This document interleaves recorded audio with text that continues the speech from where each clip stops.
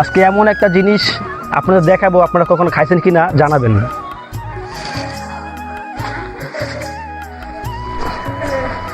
এইখানে মাটির মধ্যে আমার মা এমন একটা জিনিস রাখছে, যে জিনিসটা এখন খাওয়ার সময় হয়েছে। তো দেখবো এগুলো কি অবস্থা, এই জিনিসগুলা। আমি গ্রামে আসার আগে এখান থেকে অনেকগুলো নিয়ে তারা খাইছে। তো এত পরিমাণে এখান থেকে নিয়ে খাইছে, তারপরেও এখনো প্রচুর পরিমাণে কিন্তু এখানে রয়ে গেছে। আপনারা যারা গ্রামে যারা বড় হয়েছেন তারা বলতে পারবেন যে এই জিনিসগুলো কি আসলে।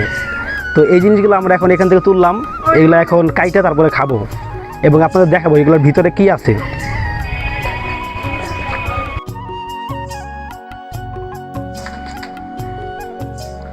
তালের সিজনে আমার মা এই তালের বিচিগুলা মাটিতে পুঁতে রাখছিলেন। এখন এই তালের শ্বাস হয়েছে এটার মধ্যে, খুবই অসাধারণ একটা জিনিস এটা। ওয়াও, খুব সুন্দর। তো দেখি উঠায় খাই। বাবু তুমি চাপো, সরো সরো সরো, তোমার দিব না।